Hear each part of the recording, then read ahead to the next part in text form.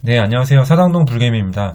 이번 영상에서는 독과점의 정석, 그리고 미래가 더 기대가 되는 폐기물 업체인 YN텍에 대해서 살펴보겠습니다. 네, 먼저 폐기물 산업의 현황과 특징을 말씀드리겠습니다. 이 폐기물 산업은 쓰레기라는 부정적 이미지로 인해서 기업들이 진입을 꺼리는 틈새 시장입니다. 그리고 국가의 허가와 주민의 동의가 필요한 대표적인 독과점 산업이라고 할 수 있겠습니다.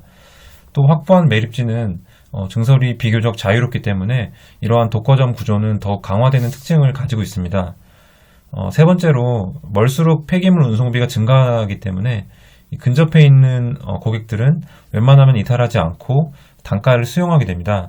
이렇게 가격 결정력을 가진 기업이 좋다는 것은 다들 아실 거고요. 네 번째는 최근 중국 등의 해외 국가에서 폐기물 수입을 제한하면서 기존에 해외로 수출되었던 물량이 내수로 전환되는 효과를 기대할 수가 있겠습니다. 또 마지막으로 환경부에서는 2022년까지 불법 폐기물을 전량 적발하겠다는 방침을 얼마 전에 발표한 바가 있습니다. 따라서 기존에 음지에 있었던 불법 폐기물이 양지로 드러나면서 시장 규모는 더욱 확대될 것으로 보입니다.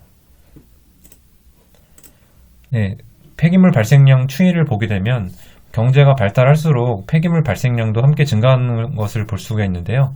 2012년부터 연도별 GDP 성장률과 폐기물 발생량은 일정 수준 동조하는 현상을 보였습니다. 그리고 가격 측면에서 살펴보면 이 폐기물 처리는 크게 소각과 매립으로 나뉘는데요. 최근 들어서 소각과 매립 단가가 동반 상승하는 추세를 보였습니다. 이것은 신규 업체들의 진입이 과거보다 더욱 까다로워졌기 때문일 것으로 보이는데요. 그만큼 기존의 폐기물 처리 업체들의 수익성이 높아졌다는 의미가 되겠습니다. 다음은 국내 주요 폐기물 업체를 살펴보겠습니다. 폐기물 처리는 소각보다 매립이 핵심인데요. 그 이유는 매립의 영업이익률이 소각보다 훨씬 높기 때문입니다. 따라서 매립을 중심으로 접근을 해보면 국내 매립장을 보유한 폐기물 업체는 30여 개 정도 되고요. 그 중에서 상장사는 3개 정도가 됩니다. 먼저 울산에 위치한 이 코엔텍이라는 업체는 소각과 매립을 합쳤을 때 업계 최대 수준의 폐기물 업체이고요.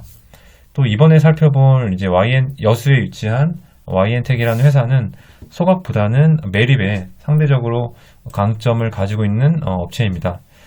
또 세 번째 상장사는 전남에 위치한 인선 ENT라는 이제 회사인데요. 이 회사는 건설 폐기물 재활용 사업을 주로 영위하는데 이 부가가치가 높지는 않습니다. 그리고 또 참고로 시흥에 위치한 KG ETS라는 회사는 소각 중심으로 영위하고 있고 다만 매립장이 없는 상황입니다. 따라서 분석 종목으로 이번에 YN텍을 선정한 이유는 바로 이제 코엔텍이라는 거대한 1등보다 이 매립의 강점을 가진 실속이 있는 2등, 즉 YN텍에 투자하는 전략이라고 할 수 있겠습니다. 다음은 YN텍의 특장점입니다. 먼저 업계 최대 수준의 잔여 매립지 면적을 가지고 있고요. 그리고 이제 고객사가 위치한 여수 산업단지는 가동률이 94.1%로 전국에서 최고 수준을 보이고 있습니다. 세 번째로는 여수 산단에는 주로 폐기물 배출량이 많은 석유화학 회사들이 입주해 있는데요. 여기다가 2021년까지 LG화학과 GS칼텍스가 각각 2조 원이 넘는 규모로 설비 투자를 진행할 예정이라고 발표한 바 있습니다. 따라서 향후 석유화학 제품의 생산량이 증가해서 더 많은 폐기물도 배출될 것이라고 예측을 할 수 있겠습니다. 또 기존의 여수 산단 근처에 율촌 산업단지가 조성 중인데요. 여기에 이제 기업들이 입주가 끝난다면 폐기물 배출량은 더욱더 증가할 예정입니다. 계속해서 YN텍의 특장점을 살펴보면 이 전남 지역에서 약 18.9%의 시장 점유율을 보이면서 1위를 기록을 하고 있고요. 마지막으로 이제 특이한 점이 있다면 부가 사업 3가지를 영위한다는 점인데요. 레미콘과 골프장 그리고 해운 사업입니다. 레미콘은 안정적인 내수 사업으로서 방금 말씀드렸던 율촌 산단 개발로 인한 수요가 증가가 기대가 되고요. 또 골프장은 이제 보성 컨트리 클럽이라는 18홀 퍼블릭 골프장을 운영 중입니다. 최근에 골프장 내방객이 급증하였다는 뉴스를 한 번쯤 보셨을 텐데요. 이로 인한 호재를 함께 누릴 수 있을 것으로 보이고요. 마지막으로 해운은 화학 제품의 운송을 대행해주는 사업을 하고 있습니다. 여기에 대해서도 최근 뉴스를 보시면 물동량 증가로 인해서 최근에 해운 운임료가 지속 증가하고 있음을 알 수 있는데요. 이로 인한 수익 증가도 함께 예상이 됩니다.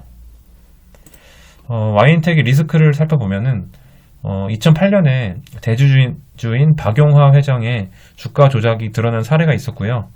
또 현재 2세인 박지영 대표는 8.49%의 낮은 지분을 가지고 있기 때문에 향후 승계를 위한 주가 눌림 현상이 나타날 가능성도 배제가 할 수 없다는 점이 있습니다. 네, 마지막으로 와이엔텍의 재무 현황을 말씀드리고 마치겠습니다. 매출액과 영업이익은 최근 3년간 꾸준히 증가하였고요. 여기서 눈에 띄는 점은 영업이익률이 지속 증가해서 최근에는 무려 26%에 달하는 점입니다. 이는 부가가치가 높은 매립사업 부문을 통해서 높은 영업 레버리지를 실현하는 모습을 보여줍니다. 또 부채 비율은 80% 수준, 펀은 8배 수준으로 다소 저평가됐다고 할 수 있겠습니다. PBR은 1.35배, 외국인 지분율은 1% 내외입니다. 현금 흐름은 영업 플러스, 투자 마이너스, 재무 플러스입니다.